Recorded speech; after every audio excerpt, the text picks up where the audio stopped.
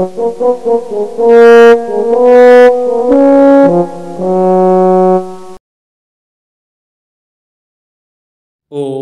नमः चंडिकाय। अथ त्रयोदशोऽध्यायः। ऋषि बोले, हे राजन, भगवती का यह श्रेष्ठ महात्म मैंने तुम्हें सुना दिया। इस संसार को धारण करने वाली भगवती का ऐसा प्रभाव है कि भगवती विष्णु की माया तुमको और समाधि वैश्य को तथा अन्य विवेकी पुरुषों को भी मोहित करती है। सभी उससे मोहित रहते हैं तथा मोह जाते हैं। इसी कारण हे राजन, आप उस परमेश्वरी की शरण में हो जाइए और वहीं भगवती की आराधना करने से मनुष्यों को भोग, स्वर्ग, मोक्ष आदि की प्राप्ति होती है।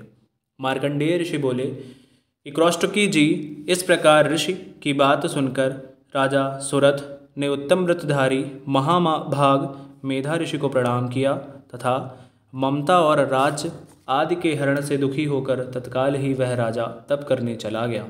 वह वैश्य भी नदी के समीप जाकर भगवती के दर्शनार्थ देवी के सूक्त का जाप करने लगा और फिर राजा तथा वैश्य दोनों नदी के समीप मृत्तिका से देवी की मूर्ति बनाकर प्रतिदिन पुष्प, धूप और हवन तर्पण आदि से देवी की पूजा करने लगे।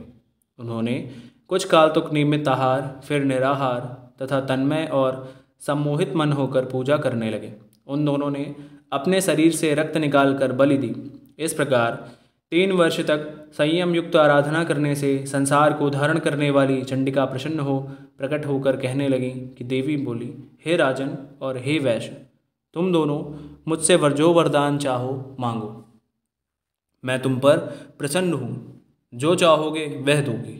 मार्कंडेय ऋषि बोले, तदनंतर राजा बोला, मुझे अगले जन्म में अखंड राज्य मिले और इस जन्म में भी मैं अपने बल से शत्रुओं के बल को नष्ट करके अपना राज्य प्राप्त करूं। वैश्य ने विरक्त हो यह मेरा और मैं का मोह और संग को नाश करने वाला ज्ञान मांगा। देवी बोली, हे राजन, अल्पकाल में ही तुम अपने राज्य को प्राप्त करोगे और अपने शत्रुओं का नाश करके तुम अखंड राज्य सुख भोगोगे और मरने के बाद भगवान सूर्य से जन्म प्राप्त कर विश्व में सावर्ण्य मनु के नाम से प्रसिद्ध होोगे।